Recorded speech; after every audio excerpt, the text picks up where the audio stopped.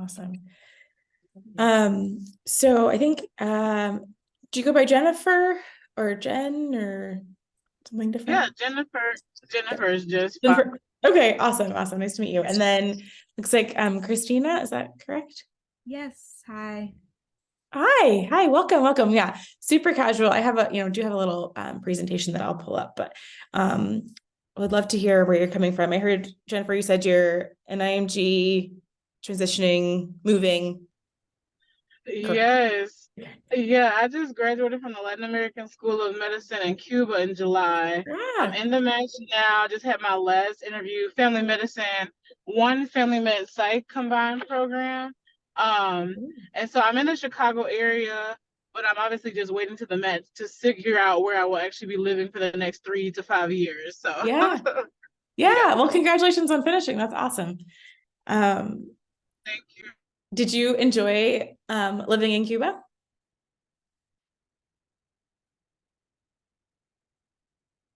Oh, did I lose you? Yes, I'm so sorry. My friend who I'm helping move is here. Oh, I sorry. did. It was like so. It's such a challenge because of the political situation. There's a lot of difficulties that they face. So like our last year is an internship year. We would have patients that wouldn't even have access to their hypertensive medications, or we wouldn't have like syringes for certain things in the hospital. So those things were frustrating, but it was really interesting how we kind of improvised and came up like we're able to utilize natural medicine and other things to still provide a service. And I like how they healthcare is a right there. So Yeah. it's not that they don't have access to it, but politically just getting the resources they need into the country can be difficult. Very interesting experience. Sorry. Yeah, that's amazing. Yeah, I've I went to Cuba once on a healthcare sort of exploration. My father has been like 7 times, and so I feel like our household talks about the Cuban healthcare system a lot. So that's very cool. I've always wanted to see what Oh, that's like to way be cool. in school there. So that's really cool. I may have more questions for you at some other day. Um, Yes, um, please, let's connect. Yes, yes, absolutely. Okay, sorry, Christina, you were gonna tell me about yourself. I'm so sorry. Yes, congratulations, Jennifer. That's exciting. I am a fourth year at University of North Carolina, Chapel Hill, and also just finished interviews for family medicine programs. So Oh, looking towards match and just trying to be as prepared as possible for residency. fantastic, fantastic. Okay, well, congratulations to you too. Super excited that y'all are going to family medicine. It's the best. So like I said, I have a presentation that I'll start sharing, but this is again super casual. So if there are things that please feel free to reach out to shout out, to put in the chat, whatever. But I'd love to hear if you guys have specific questions that I can make sure we get to. Is there anything that you guys would really like to make sure we talk about, or concerns you have, or things you're worried about in terms of finance things?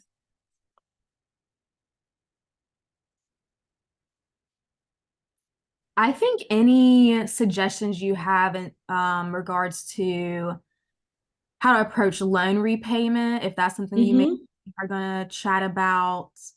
Um, and then, yeah, maybe just like budgeting on a resident's salary as well. Yeah, absolutely. Okay, for sure. Anything for you, Jennifer, that There. Um, I mainly, yeah, just really strategies for, I think you will probably already address it, but just really concerned about how do you properly prepare for that move to whatever Mhm. state it's going to be, Mhm. to have like the down payment for rental, like for myself. If I don't get into a city, I will also be needing to buy transport. So just kind of wanted to hear people's experience of what they did. What should we be asking programs for? Like what type of support they might be able to offer, things like that. And forgive me if you stated that already, Christina, because like I said, my attention is distracted. I'm so sorry. No. Please don't apologize. You got stuff to do. I totally get it. Yeah, no, that is huge, and we can certainly talk about that in terms of how to do that transition when you don't have a ton coming from medical school, obviously, to having all those upfront costs. So we'll certainly talk about that. Hi, Leanne, how are you?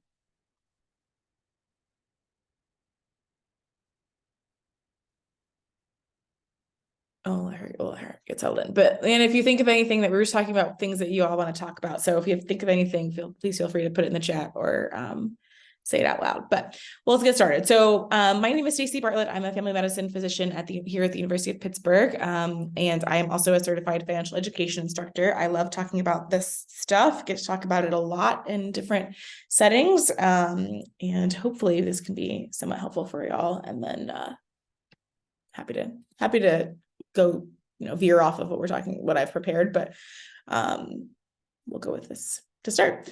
So, sorry. A couple disclosures. I'm not an expert. This is for educational purposes only. I spend a lot of time thinking about this stuff, and I do have some sort of credentials, but I am not a certified financial planner. So if you have any questions about, specific tax things or estate plan and that kind of thing, probably be best to talk to an accountant or an attorney. This is not comprehensive. We can't do all of this in the next 45 minutes, but hopefully we'll give you a good start. And hopefully, if you have any other questions, please feel free to reach out. I'm happy to talk in a different time. We'll talk about some products that I've used and that folks have used with good effect, but I am technically not endorsing any of these products. So here we go. Okay, so med student to resident sort of timeline that you're going to be thinking about. That's how we're going to organize our chat tonight. So thinking about the winter, the spring, the summer, and the fall. So winter is kind of where we are right now. So we'll start with that. I don't know. I heard North Carolina, Chicago probably looks like this. North Carolina, less so, hopefully. Although I heard y'all got a pretty good snow, ice with this round. But anyway, wintertime. So wintertime is interviewing, like y'all said. And then this is the time to start developing that savings plan to prepare for what you guys have talked about when you're going to have that break in between, getting your first paycheck. Also a time, if you are able to look at disability insurance, which we'll talk about. Okay, so for interviews, it's probably a little late for you guys right now. But if you are thinking about perhaps next year interviewing or for fellowship, if you're thinking about this, just gonna run through that. So most everything is virtual. So that's a lower cost, but if you're doing a second look or if you're going on your own, that can certainly be an extra cost on top of that virtual. Hopefully you're only doing second looks at a couple places, so it's not going to be a huge amount, but that is something to try to budget for. Couple tips if you are, try to batch your location. So tell programs that I'm going to be in Chicago for another interview. It'd be great if I could get the same day. And then some programs will have accommodations or they'll have residents who can host, and they don't always publicize that. So I would ask them for sure if they do. It's not always a public thing. But if you ask, sometimes they'll reach out to some residents to host you. And then some med schools will also provide some financing for interviews. I think less so now that most of them are virtual, but and before they would provide some funding. So I would, check with them to make sure that there's not anything there. The huge thing that I think some people forget is that you're not going to get paid like for a minute after you graduate. So your financial aid, if you have it, ends at graduation, but you may or may not get paid for orientation. They're not required to pay you for orientation in June. Some programs will, some won't. So whenever, you match, you're going to want to know if you are going to get paid for orientation. Since you don't know that yet, it's best to sort of prepare for not getting paid for orientation, which means that you might have a couple months, like 2 to 3 months without a paycheck. In addition to not having anything coming in, you're going to have higher expenses like you guys talked about. So you're going to have moving, you're going to have all these startup costs. So you really do need to think about in this time, how am I going to prepare for all of that, given that I'm going to have less money coming in and more higher needs to sort of pay out. Moving expenses, something to certainly ask around match day, if not before. And when you're doing these interviews, they are hopefully giving you some kind of sheet or something that tells you about the financial parts of the job. But one thing to make sure you understand is that for the majority of places, it's going to be a reimbursement if they cover your moving expenses. They're not going to just give you a blank check. Some of them will say, go through this company, we will pay them, you tell them what we need. But if it's not that, which is less likely, it's going to be reimbursement. So you have to put all that up front, and then they'll give you give you the money back, but you still need to have that ready. And there are also other expenses that your employer is not going to cover. So they're not going to cover furniture. They're not going to cover your internet to transfer. Like they're not going to cover a lot of those things. So you are going to need some money for that. So I would say if you can take a little bit of time, sorry, I'm on call tonight, and just try to think about what expenses you might have in moving in that process. And they might be different for you based on where you think you're going to be going and what you have already, but just try to think about what those might be and try to make a list and get some estimate in your mind so you know what you need to be prepared for. Okay, so then you want to figure out a plan. So you're going to figure out how much you need, like we said, and then a couple options that you have for figuring out how to get that money. So one is to just save for the last 6 months of med school. I want to talk about a little bit later, but that's option number one. Option number two is you take out a loan from a lender, so from a bank usually. Third option is that you ask friends or family if there's someone available who could spot you, a couple $1,000s or something. Ask them for a loan. And then our last option is to use a 0% interest credit card, which means that you would get a credit card, open it, and you would not have to pay interest on it for a set amount of time, 3 months, 6 months, 9 months, whatever period they're able to give you. The good thing about that is you're obviously not going to accrue interest. So you'll only have to pay back what you've used, but that's going to come back at some point. You have to pay it, right? So you may get a big chunk 6 months later, and 6 months later you have money, you have a resident salary, but it's not going to be huge. So you have to just be prepared to have potentially a large credit card bill come due before interest starts accruing in 3 months, 6 months, 9 months. Questions about that before we move?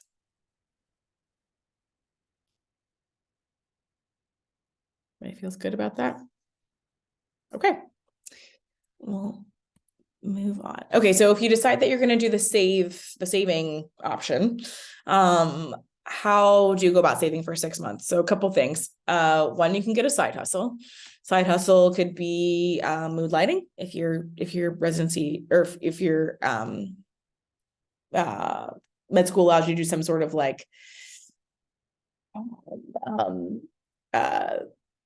scribing or tutoring or preparation. My med school, you could like not volunteer, but you get paid for graduation help for the undergrads. You could get paid for that. Like if there's some sort of side hustle you can do. I mean, tutoring is my favorite by far and away because it's going to pay you the most and it's the most flexible. So if you can get a job, a side hustle tutoring something, whether it's like go all the way back and tutor the ACT or the SAT or something, or if you're tutoring other med students or undergrads, that's like the best one, I think, if you can. But you could also just, if you somehow have time as a med student and want to get like a real job, you could certainly get a real part-time job, but that's sometimes a little harder to do. Other thing is that if you're doing any retirement or savings right now, you could just pause those. So if you're investing money right now, if you're putting money away for retirement, which would be incredible as a med student, but if you are, you could just pause that. So if you're putting $100 away or investing $100 a month, or you're putting money away for vacations, or you're putting money away for, a car or something, you could just pause those for 6 months and try to save that for those expenses.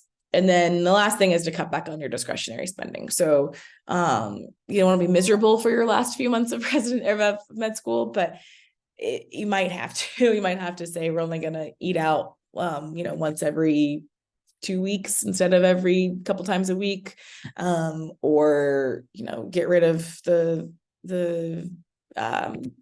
some of your subscriptions or something like that. But some of the places that are not essential, if there's a place that you could cut back to kind of cobble together $100 a month so you can save a little bit, save that $500 for when you need to move, that's an option.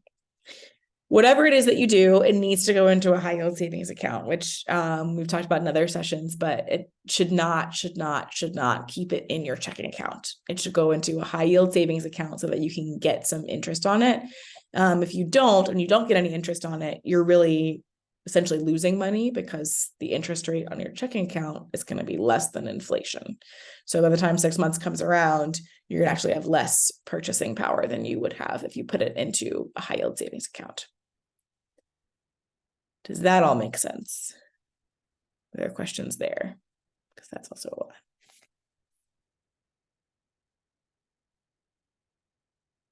We're good? Okay, perfect. All right. Okay, so some of the side hustles that we talked about before, tutoring is my favorite. EMT, scribe, being an RA. If somebody needs a short-term RA, that's also a possibility. You don't have a ton of time between now and residency, but some people just need a really quick research assistant, or doing research studies can sometimes be nice too. So if you're at a university, I mean, like UNC for sure, I know has probably lots of studies that are going on all the time. So that's another option to get a little bit of money, is to just sign up for all the research studies that you can for the next few months. Can sell your plasma, can sell sperm. You could do Uber, you could do Grubhub. Like you could do, if you really wanted to, you could do a lot of things. And then you could go back to the sort of old standbys as well, like babysitting and nannying and serving, that kind of thing. So it's another option if you want to just, instead of cutting back on anything to save that money, just make more money over the next few months. Okay. One thing I want y'all to at least consider is getting disability insurance. I know it's no fun. It's a big expenditure. You kind of feel like that's not going to happen to me, which I totally understand, but just at least think about it for a couple of reasons. One in 7 physicians have to use their policy in their lifetime, their disability policy. That's a lot. So like if 7 of your friends in med school, one of you is going to need to use your disability insurance. So it's way more frequently than you're going to need to use your malpractice insurance, all of that. So certainly consider thinking about it. It's the younger you are, the cheaper it is. So every year that you don't do it, it's going to be a little more expensive. The main thing is that there are a lot of resident specific discounts, so that you're no longer eligible for once you're not a resident. So if you can look at disability insurance and start your policy technically while you're still a resident, like sign your name on the thing while you're still a resident, you can get a much better rate than if you wait until you're an attending. And then once you, once you're a, this is all true. Resident specific discounts, once you're a resident, when you get to residency, it's going to be much, much cheaper than if you wait till you're an attending. So if you can think about it now, if you think about doing it now, there are actually ones you can get as a med student also. They're probably not as great, but if you look at the resident ones that are available to you through, there's lots of different options. There's the AMA has one, there's, we have a whole talk on disability insurance, but there's 5 companies that can give you disability insurance. That can give you specialty specific own occupation, which is what you want for disability insurance. But think about getting it as a resident, because it's going to be much, much cheaper, and you can get a lot of these discounts. So just think about doing it as you're thinking about starting residency. And then you can always schedule your policy to start once you get started in residency. You don't have to start it actually now, which means you don't have to start paying it now. You can start paying it once you're in residency. So a little bit of since we don't have a ton of time, I'm going to skip this for now. But this is a little bit of information about what disability insurance is, and we can certainly talk about that at some point, the specifics there. Okay, so we've moved from the winter into the spring, which will come at some point. So spring is time for match, which is awesome. So you'll know where you are. So where you're going. So the big thing there is to just make sure you're evaluating what your new employer is going to be able to give you. So one of the big things you're going to need to look at are your retirement options. So they're going to say, hey, do you want to contribute to your retirement? And you're going to say, yes, I do. And these are the typical options that you're going to have. So they'll give you potentially a 403B or a 401k. A 403B is literally the same as a 401k. It's just that the IRS calls it a 403B if you are working for a nonprofit, which most residencies are, and a 401k is for a for-profit employer. So it's the exact same thing, it's just the tax code. So they'll give you a 403B or a 401k. pros, the sort of advantages to contributing to a 403B are there might be a match. And so if you can get a match where your employer, your hospital, your residency program is going to match whatever you contribute to your retirement, that's free money, right? So the idea would be you say you're going to give, $100 a month, and they say we're going to match 50% of what you give. They would just add in another $50, which would be great. So that is free money. You want to at least be able to get that if you can. So that would be certainly a pro of being able of contributing to a 403B. The con of contributing to a 403B is that you will have to do some transfer after residency. It's really not a big deal. It's doesn't take very long. You can do it in about 20 minutes, but it will mean you have to transfer it. An IRA is an individualized retirement account, and that is something you take with you. So it's not related to your residency program, not related to your employer. It's an individualized retirement account. So pros of that, it's transportable. So when you leave residency, which you eventually will, you can take it with you. And then if you do a Roth version, it's actually really, really flexible. Most of these retirement accounts, you can't take money out until your retirement age. Technically you can, but there's a very big penalty. So the Roth IRA, though, is one that has a lot more flexibility for you to take money out if you need it.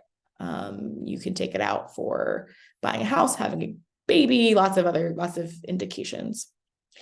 And again, we have a whole other session on retirement stuff that goes into much more in depth about all these things that you're welcome to take a peek at. But basic overview of an IRA. An HSA is another thing you might be eligible for. It's a health savings account, and it is what we sort of like triple tax benefit, gold star, best kind of retirement thing you can get if it's available to you. Most residencies it's not, but if it is, 100% should try to do it. The triple tax benefit means that you don't get taxed on the money you put into it. You don't get taxed when you take the money out of it in retirement, and you don't get taxed on the growth of your investments in it throughout the years. So it's fantastic if you can get it. But you have to also have high deductible health insurance. It's kind of funky. It's like tied to your health insurance. So you have to have high deductible health insurance to be eligible for it, which means that you're going to have a low premium, so low monthly payment, but your deductible, the amount that you'll have to pay before your insurance kicks in, is high. So something to consider if you're offered it. The other option is that you do nothing, that you don't contribute to your retirement at all, which means you would have more money for other things, more money for saving for a down payment, more money for just household expenses, more money to go on vacation, more money to support your family, those kinds of things, which is totally, obviously, those are all valid things. The big con is that you're losing out on that compound interest. So as y'all know, the sooner you start investing for retirement, the better off you are. So you're losing those years. And if your employer has a match, you're losing. I tell my residents, that's part of your salary. Like that's part of what they need to pay you for the work that you do, and you're not getting it. You're not getting that free money. So that's the other big advantage to not contributing to anything. If you already have an IRA, either a traditional IRA or a Roth IRA, there's nothing you need to do because it's, again, that individualized retirement account. So your employer is not involved in that. So you don't need to do anything different once you start with your new job. Questions? Oh, let's talk about this, and then I'll ask for questions. Okay, so when we talk about, is this a good 403B when I'm looking at this, what my residency's offering me, is it something I should do?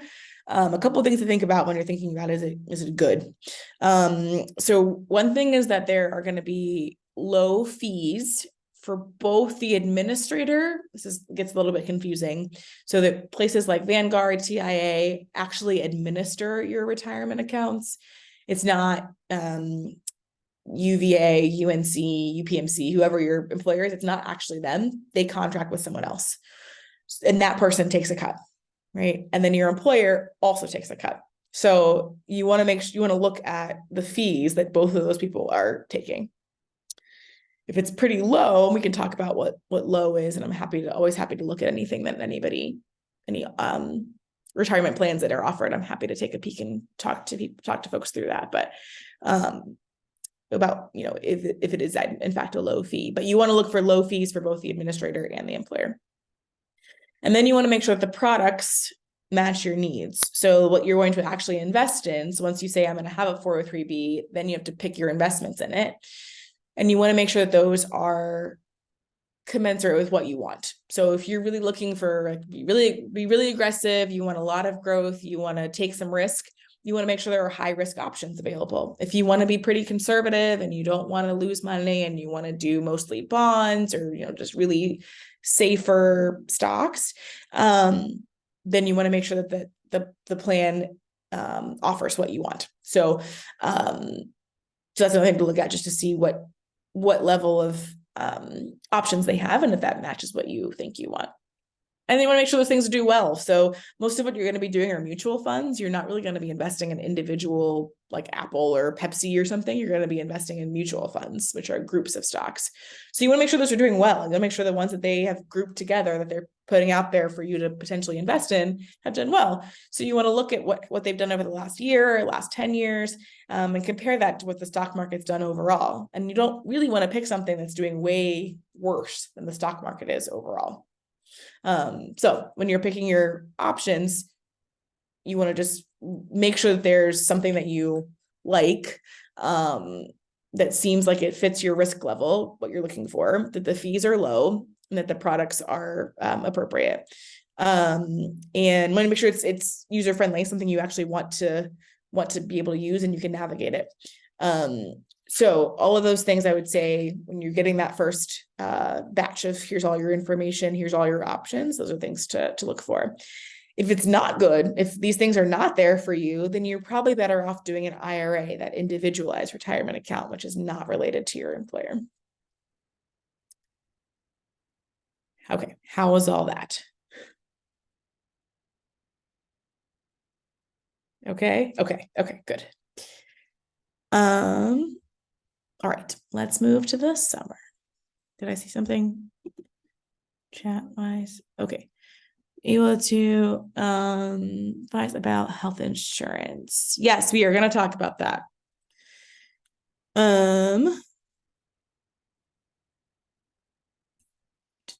Actually, you know what? I think I didn't. I think I put that in our pre-residency one. But yes, I will talk to you about the health insurance. Do you have a big, Leanne, do you have a big gap? Do you have more than like a month? How much gap do you think you're going to have between those? Because you should be able to get insurance as soon as your orientation starts in June, and you'll probably graduate sometime at the end of May. So it shouldn't be, unless you take time off or you're graduating early, I guess, you shouldn't have much of an overlap. But because I think we're actually, again, this was in the pre-attending, the bridge from residency to attending life, which often has a much longer, because people take time off. People take 2, 3, 4 months off before they start their job. You've got 3 options. So the first option is for you to do COBRA if you have an employer. I don't know that you can do COBRA from a med student plan, health plan, because it's like through your med school. So that might not actually be an option, but something you can investigate. COBRA is essentially you're continuing your current insurance that you have when you lose your job, which is good. You continue your insurance at the same level that you had before, but the problem is you're now responsible for paying both your part of it and your employer's part of it. So it's very expensive. So you get the same coverage, but you're paying for all of it. So it can be really, really expensive. Second option is to go in the marketplace. So it's essentially get Obamacare, get what everybody else does. And depending on your income, you may qualify for Medicaid or something like that. But to just go on to healthcare exchange and pick something. And I always tell folks, like, don't spend a lot of money on that. Like, you want to just basically get catastrophic coverage, because you want to make it so that you're not stuck with some $10,000 bill that bankrupts you. but like, you're not going to try to go to the dentist. Like, don't go to the dentist at that time. So like, you shouldn't use it if you don't have to. So get something that's really pretty bare bones, that's just going to save you from something catastrophic, but you don't need it to be like covering your, you know, skin checks or something that you could just hold off on and don't get them and not get those done. Third option is to just have nothing. There's only a few states that have it actual as a penalty to not have it. So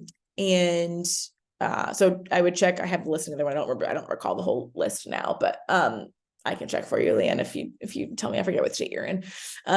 But a few states, it's against the law to not have health coverage, but most of them it's technically not against the law to not have health coverage. So you could just go without. Obviously, that's risky. If something does happen and you're stuck with a giant bill, super risky, would not advise. My biggest recommendation is to do the exchange. So get on Medicaid for a month or two, or get a cheap plan from on the healthcare exchange. And if you get it's the same plans that you might have going forward. So if you can get something that like my UPMC insurance is what I knew I was going to. So you could just get that, and then it's much easier to just like change your plan. So if you know what you're going to have, what insurance your new residency is going to have, you could try to see if you can get just the cheapest plan from that company. And then the transition's a little bit easier. Does that help? Okay. Florida. I'm pretty sure, I'm confident Florida's not one of them.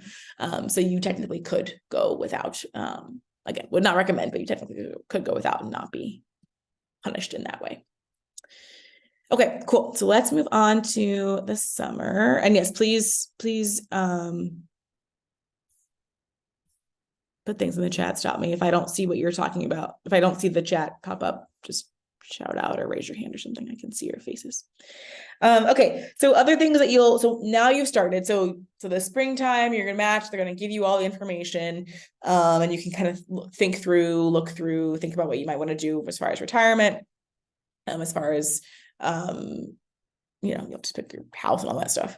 Once you get there, they're for sure going to give you some other stuff that you're going to need to choose. So one is you're going to talk about that retirement strategy, which we kind of talked about. So are you going to invest in that 403B or an IRA?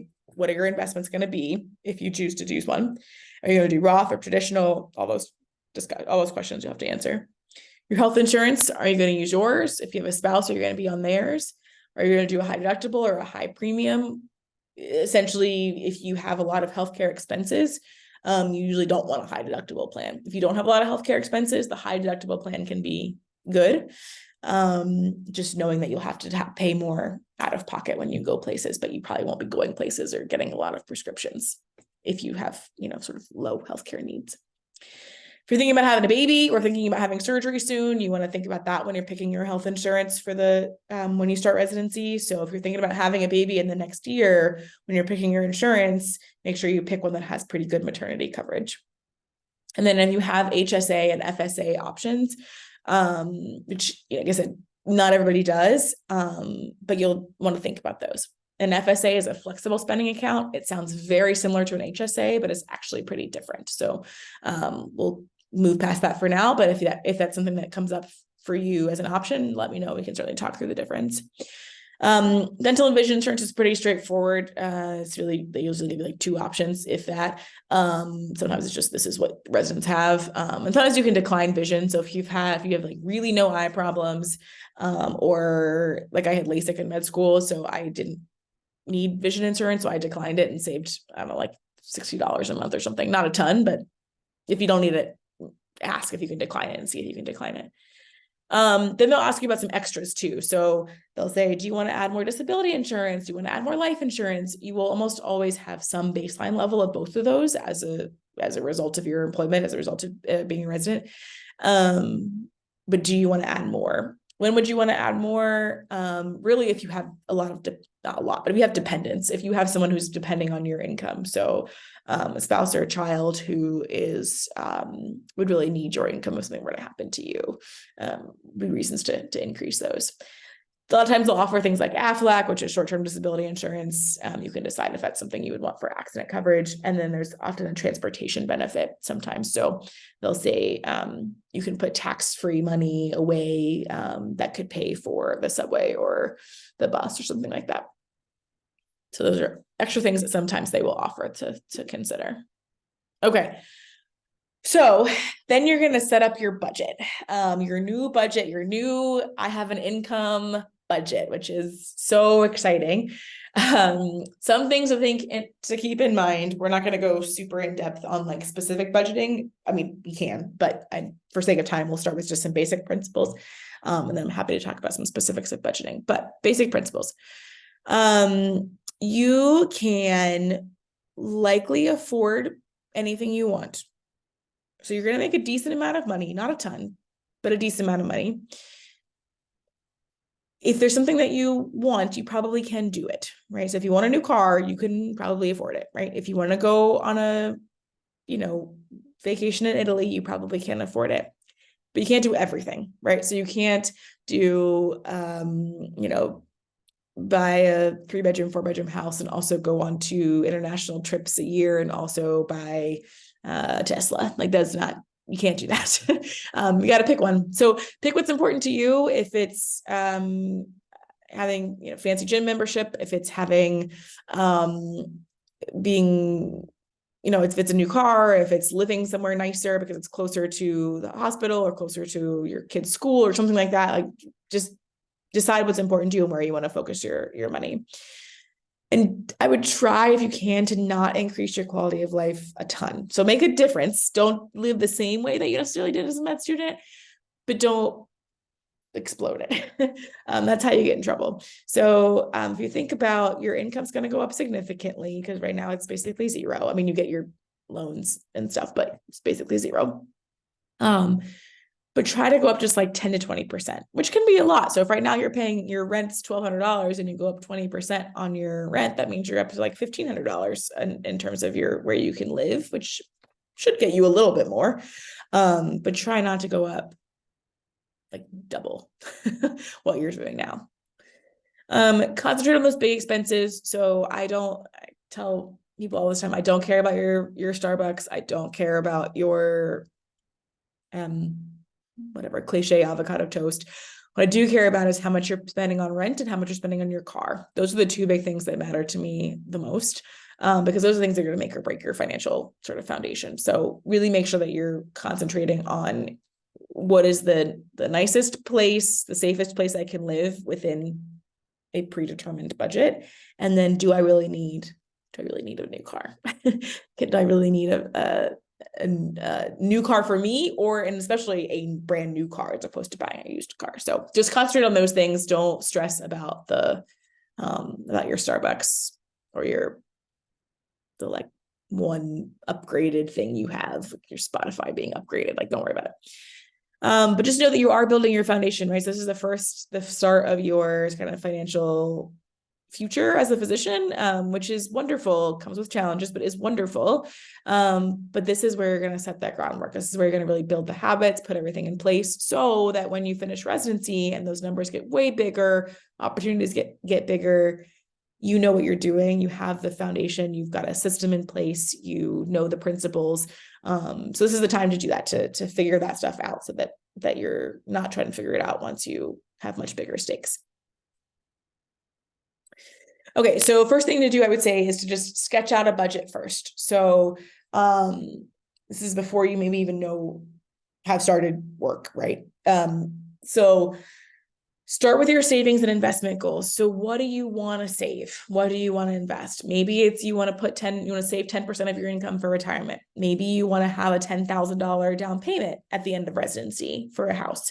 Maybe you want to put $100 a month towards your vacation fund. All of those are totally valid, but I would start with that. Like, don't start with the house, the rent, whatever. Start with what you want to do to pay yourself, right? So for your savings and investment goals, so figure out if any of those apply to you, what number might feel right to you, what's important to you. Then subtract the fixed expenses you'll have. So your student loans, you'll have to pay back. If you get disability insurance premiums, all those things that you're going to have to, you'll have, subtract those out. And then you're going to work from there to see what you can afford for your rent, for mortgage, for car payment, for, your fun budget, that kind of thing. So it's a little bit backwards than the way people think about it. Oftentimes they start with those rent, mortgage, car, blah, blah, blah. But if you can, try to do it the other way so that you know that you're assured that you're paying yourself first and you're taking care of yourself and your future. Does that sort of make sense how that would work? You would sort of say either a percentage or a goal or something that you want to save or invest, put that away, subtract that, and then take away the things you can't control, and then figure out what's left and then make everything work within what's left. Does anybody, that sound make sense at all? Yes? No? Okay, I think I might have lost everything. It definitely makes sense for me. Okay. One thing I was gonna ask is, besides retirement investing, do you have any suggestions for like good percentages or good numbers for investing in other things, or like making investments? Yeah, no, great question. And sorry guys, I didn't see the chat, so thank you for your for your questions and for your confirmation. Okay, so yeah, so this is again a different talk that we have that I'm happy to talk to you about specifically, but ideally the sort of standard is to actually save 20% for retirement. I tell all the residents, if you can just save to the match while you're in residency, that's perfect. Like that's all I need you to do. But technically at some point you're going to want to get to a place where you're saving 20% of your income. And then I have a checklist for folks if they're thinking about investing in other things. So if you're thinking about investing outside of retirement, I need you to have an emergency fund before you start putting money in the stock market. If you have a funded emergency fund, it doesn't have to be like 6 months worth of expenses, but you have $1,000 in your emergency fund. Check that box. 2 is that you are at least getting the match from your retirement. So for your employer. So here at UPMC, they match 50% up to 4%. So for our residents, that's contributing $100 a month. Essentially, it's about their 4% of their income. If you're able to do that, great. Third thing is that if you're able to cover all of your monthly expenses comfortably, where you're not worried about, I can't do this at the end of the month because I don't need money left. If you can check all of those boxes, then I will say, okay, I think it's reasonable for you to think about investing outside of that. You're in a solid enough financial place to invest otherwise. And then you have a couple ways that you can go about it. So some folks will say, I've looked at my budget. I think what makes sense for me is to do $50 a month to invest. And that's just what you do. That's totally fine. Some folks will say, I have a goal. Now you obviously don't want to use investment money for any short-term goal. So it shouldn't be used to save for a down payment. It shouldn't be used for a vacation fund. But if you say, I want to invest because my kids too, and I know that they're going to go to college, I hope in 15 years, and you want to put money away for that, you can do that. You can say, all right, well, I want to make sure I have X amount of money at this point. So and kind of work backwards to achieve that, I need to save or invest this much every month or every year right now to get there. The third option is you just use what's left over, which I think is actually a reasonable thing too. So it could just be you want to make sure you keep $1,000 in your checking account at all times. Just reasonable. Your paycheck comes in once a month. It comes in the last business day of the month, say. Whatever you have left in your account over that $1,000, say 3 days before or over that 50, whatever amount you feel comfortable keeping your checking account, then that goes to an investment. So that might be different every month. But whatever you have left over from the month goes to an investment. That's another way to do it. So I would say there's not like a solid, everyone should be saving 7% of your salary every month toward investing. It's just like, so depends on what your goals are and where you are with the rest of your financial life. Long-winded answer, I know. That's helpful though. Thank you. Hopefully a couple ways to think about it, at least. Okay. Okay, so then we're now in the fall, which is our last month. So then you're going to adjust.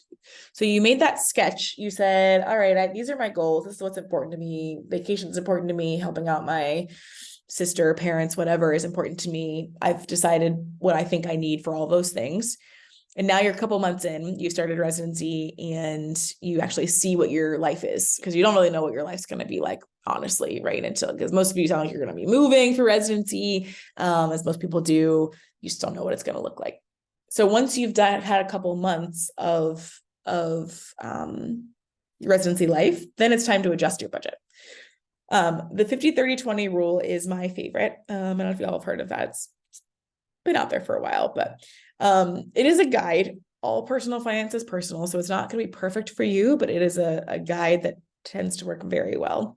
The idea with the 50-30-20 budget rule is that you should be spending no more than 50% of your money on fixed expenses. Your fixed expenses are your rent, your mortgage, your car payment, groceries, things that you sort of can't avoid, that you already signed up for and you got to pay. 30% of your budget should be, I should say 20% of your budget should be savings and debt repayment. And I like to think about this as the wealth building, right? So you're not building any wealth with your fixed expenses, really. Your mortgage potentially, you could say, but otherwise you're not really. You're paying for the things that you need to consume. The flexible spending, you're obviously not building any wealth there. That 20% is your wealth building section. So how much are you putting towards building your own net worth? So that's building your emergency fund so that you don't get stuck with some catastrophic issue and have to take out a payday loan or go into credit card debt. Paying off your student loans, which is, obviously a huge thing for most of us. So that's the biggest drag on our net worth typically. So paying those student loans off. Credit card debt, we want to avoid at all costs if we can. So if you have some, working on a plan to get rid of it. And then building your retirement accounts. So that's the wealth building part. 20% of it, at least 20% should be in that category. And then 30%, no more than 30% should be in that flexible spending. So that's whatever you want to do, going out, buying clothes, traveling, etc. So once you've been a resident for a few months, you're in the fall, look at your budget. Just take it. It's not fun, but I think it's really fun, but most people don't think it's very fun. But look at your budget. Just take a couple months and see where your money has gone and see how much of it is going into each of these buckets, and then adjust as needed. If going backwards doesn't sound as great, try to see if you can go forward. Try to see, okay, I'm going to just, for the next 3 months or 2 months, I'm going to track and just say, where are all these things going? You can use the sort of grind it out pen and paper way to do it, or you can use your debit account, which your debit app should have your transactions. You could just go through that and see where your expenses are going. But everything you've spent money on should be put in one of these 3 categories so that you can then see if your ratio is in a good place. Could also use one of the more advanced apps as well, like Monarch or Fudget or something like that. That if you prefer to have all of these in an app that's going to pull from all of your accounts and categorize for you, you can use one of those too. Most of them you have to pay a little bit for. The least expensive way is to do it just kind of manually, but you certainly could use one of those other apps. Okay, so this is basically what we said. You're gonna get your credit cards together, get your debit cards together, get your paychecks together, see what you spent over the last 2 to 3 months, and then assign each expense to one of those, and then adjust for the next few months until you get to that 50-30-20 split. NerdWallet and Monarch are 2 of my favorite. NerdWallet's actually free, so you could use NerdWallet, which is really nice. In NerdWallet, I will say, just as a little Pearl, is far and away the best place to look for new financial things. So you come up across something, someone's talking about like a 529, or they're talking about a backdoor Roth, they're talking about I think of other things that people have said, I have no idea what that is. Or even things we talked about in HSA. They're talking about, how do I get my student loan interest paid off, or taking off my taxes, etc. Go to NerdWallet, put it in there, type it in, they'll give you some good explanation for that concept or entity. They also have the best comparison. So if you're looking for a comparison of savings accounts, of credit cards, all of that, they update those every day and they're really, really good.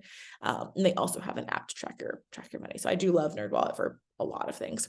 Monarch is one that you have to pay money for, but it's actually really nice because as you build, and I don't know where y'all are right now, but as you build your financial life, it gets more complicated. You've got different types of investments, you've got different types of retirement accounts, you've got different assets, cars, houses, I don't know, boats, whatever you decide to get. You've got more loans, you've got a mortgage, and also, a home equity loan, and also car loans, and whatever you have, it'll get more complicated. It might be worth investing in something that's a little an app that's can pull all that stuff for you, and you can look at it in one place. Okay. That is all I have for you. Did I make it by 8? Okay, just right at 8 o'clock. So the rest of the time, you guys are obviously welcome to go anytime. But I'm also happy to answer any questions that you might have. I can go back to anything. A lot of the topics talked about today, we've done full longer sessions on. So I'm happy to reach back into that or have you watch any of those too. But yeah, definitely here to answer anything. So what questions do y'all have?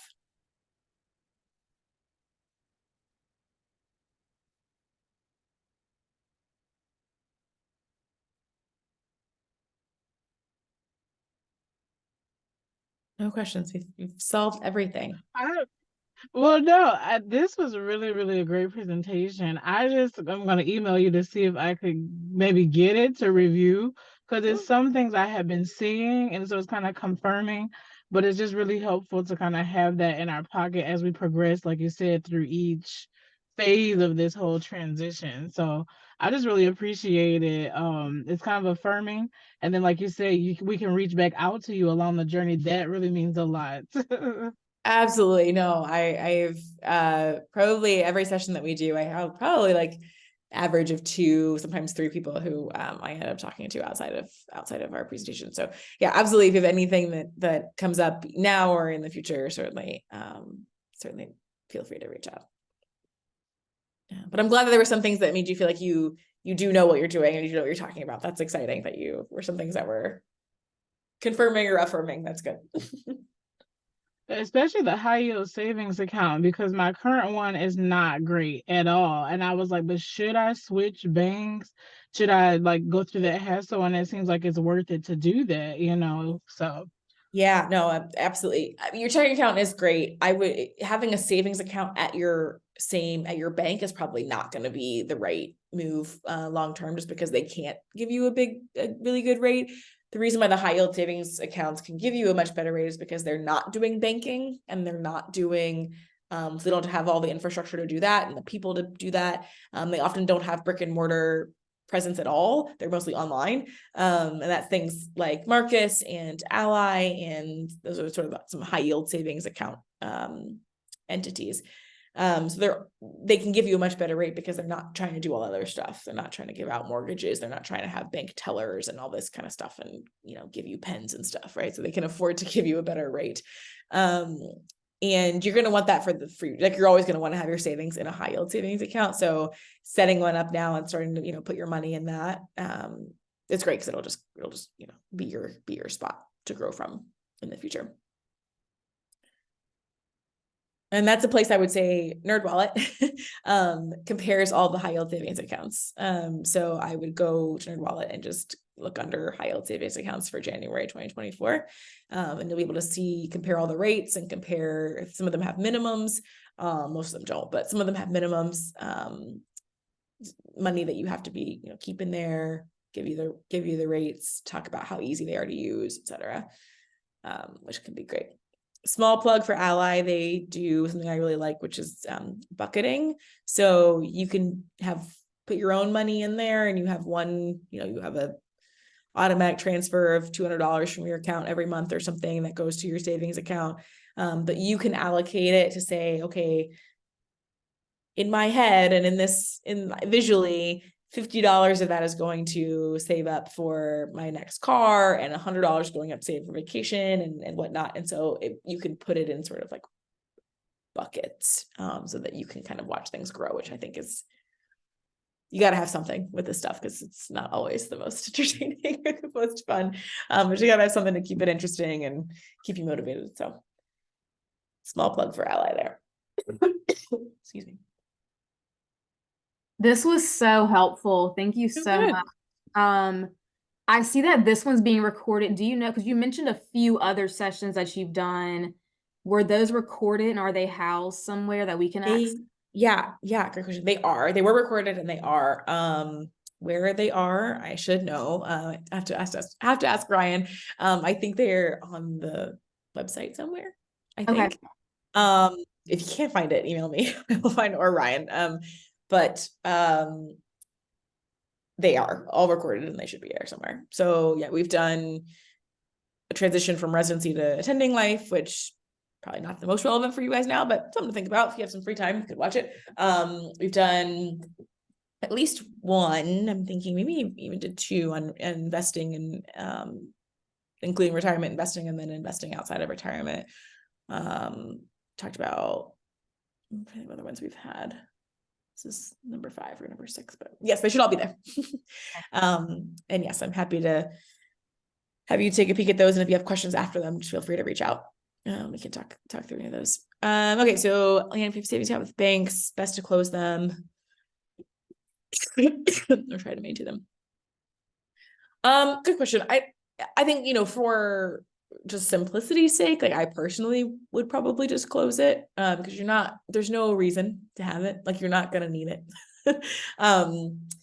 So I probably would close it. And savings accounts don't go onto your credit report, to go into your credit score. Like I've heard people talk about, oh, don't close your credit card because it'll look like you closed your credit card and you'll lose that from your credit report, credit score. Savings accounts don't show up that way. So there's no penalty to closing it. And if the program's hospital offers an FSA. So yeah, so FSA is, is not a like, yes, please try to do it if you can, like an HSA is. So an FSA is a flexible spending account, which basically just means that you can give tax-free money to pay for healthcare expenses. So you would say, I'm going to put in $50 a month for my healthcare expenses. They'll take it out tax-free. And you can use it to pay for your prescriptions, to buy your glasses, to, that kind of thing. You don't invest that money, so you're not making any money on it, right? You're saving a little bit of money because it's not taxed, but you're not actually making any money like you would for an HSA. And it doesn't roll over. So you have to use that money within the year. Whereas an HSA, you can roll it over. The sort of hackiest thing that the financial nerds do is to just never actually use an HSA money for health expenses. You just save it until you're retired. So you just roll it over for like 30 years. And FSA you have to use by the end of the year. And it can get you in a little bit of trouble because if you don't need something, then you've lost that money. So if you get to the end of the year and you have $200, you don't really need anything, or you forget about it, which has happened to many of my residents, then you're just out that money. So if you can be really intentional about knowing what healthcare expenses you need and making sure you only put enough money for what you think you're going to use, keeping your receipts with you and knowing how to submit them for reimbursement, it can be helpful. But you got a lot to think about in residency, and it's really not, even if you put in $1,000 and you ended up spending $1,000 in your healthcare that year outside of your insurance, you're still only going to be saving like $20 from a tax perspective. Like it's not going to be that much. So you, at some point, have to decide what's worth more, honestly, is like you're thinking about it and your money. Thinking about it as well as your time to submit all those reimbursements and try to calculate how much you're going to need. So at FSA, I would say if you have high expenses that about, so you have a biologic or something where you have a high output of expenses that of, that you're every 8 weeks you get your infliximab or whatever, that might make sense. If you don't, it often is not worth it. I'll say that. If you have like contacts or something, you could potentially think, okay, how much do I spend on contacts? Can I put that stuff away and then save a little bit of tax money on that? But like that's probably going to be what, a couple $100 max in a month, in a year. Probably not going to be worth it, honestly, for your time. It's better spent elsewhere. Okay. Awesome. All right. Well, it was so nice to talk to you guys tonight. Again, this is recorded, and please feel free to reach out. And I think our next one's gonna be like financial advisors and something else I think we're gonna do. But yeah, so please feel free to reach out if anything comes up. But it sounds like y'all are well prepared, and congrats on being so close to being finished. Thank you. Have a good night. Welcome. Have a good night, everybody. Thank you, you too. Good luck with the move. Thanks so much. Bye-bye. Bye.